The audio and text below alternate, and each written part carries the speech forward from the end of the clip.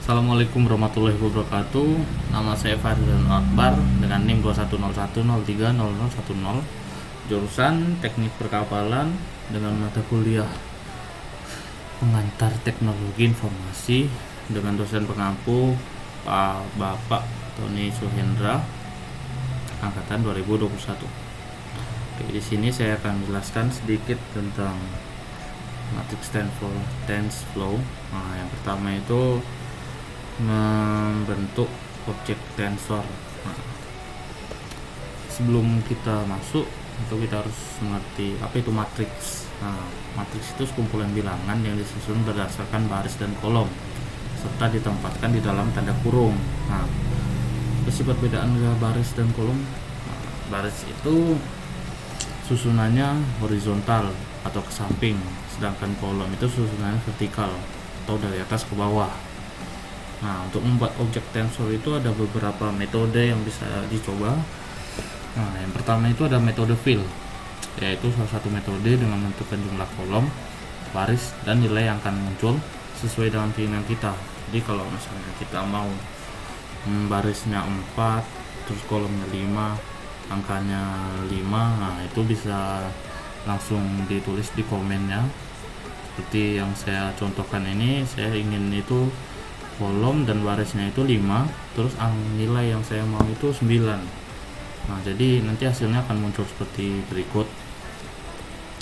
Nah, yang kedua itu ada metode 0 atau 0, yaitu metode yang mana nilai dari sebuah matriks tersebut telah ditentukan, yaitu 0, sehingga kita hanya menentukan jumlah kolom dan barisnya aja. Jadi kita masukin angka lain tidak bisa. Terus ada metode 1 atau 1.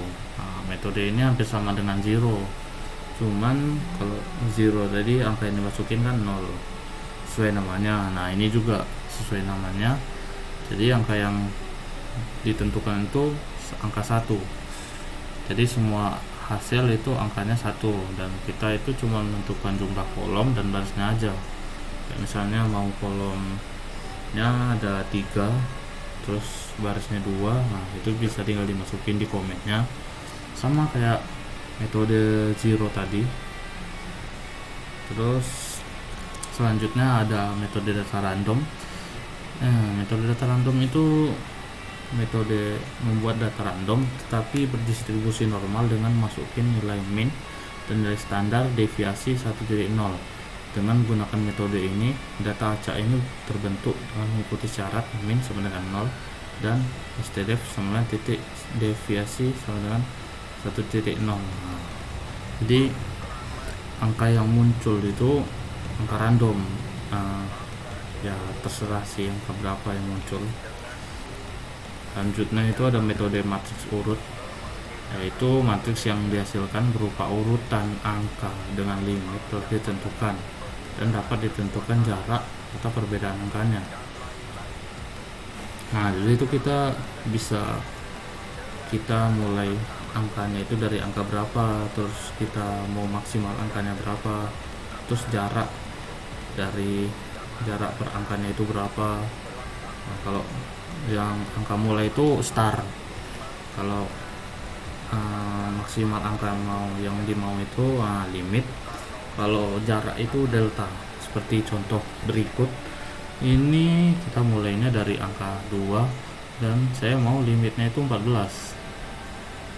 Nah, jadi terus jarak per angkanya itu 2, jadi kan yang muncul jadi seperti startnya 2. Nah, lalu apa gimana, jarak angkanya kan 2, jadi langsung 2, jadi 2, 3 tidak masuk, jadi langsung ke 4, langsung ke 6, 8, 10 dan 12 terakhir.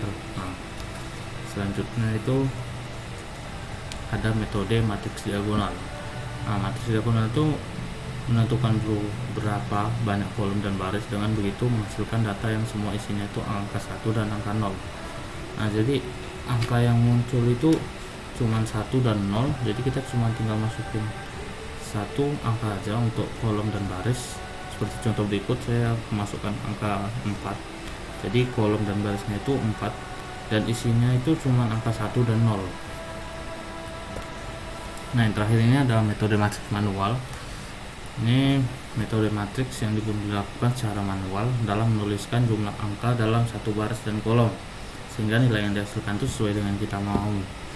Misalnya kita mau angka 256 atau 223 atau 256, itu tinggal kita tuliskan saja, dan jangan lupa diberi tanda kurung kotak di dalam angkanya, itu untuk baris dan kolomnya. Nah,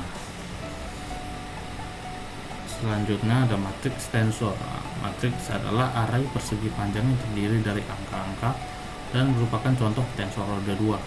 Dalam matriks tersebut berisi angka dengan baris dan kolom. Jika semua skalar dalam matriks bernilai real, maka matriks dilambangkan dengan huruf tebal kapital. Oleh karena itu, matriks adalah vektor yang hanya ditulis dengan cara seperti tebal 2 dimensi. Nah, tensor itu besaran yang merupakan perluasan dari vektor. Seperti halnya vektor merupakan perluasan dari besaran skalar. Tensor memiliki komponen seperti halnya vektor. Besaran vektor sangat penting dalam fisika karena ia menyatakan objek dengan kaidah-kaidah yang tetap, sama meskipun kerangka acuan yang dipilih berubah-ubah. Perubahan kerangka acuan memang menyebabkan nilai komponen tensor berubah pula. Namun, kaidah-kaidah yang berlaku bagi komponen tensor tetap tidak berubah. Nah, kesimpulan yang saya dapat itu TensorFlow adalah framework end-to-end open source dengan membangun aplikasi machine learning. Nah, ini adalah perangkat matematika simbolis yang melakukan berbagai tugas termasuk pelatihan jaringan saraf dalam dan inferensi menggunakan aliran data dan pemrograman yang dapat dibedakan. Ini memungkinkan program untuk membangun aplikasi pembelajaran mesin dengan memanfaatkan berbagai alat, kerangka kerja, dan sumber daya komunitas. Nah, sekian yang bisa saya sampaikan. Apabila ada salah kata dan materi yang kurang jelas, saya mohon maaf dan saya tutup. Wassalamualaikum warahmatullahi wabarakatuh.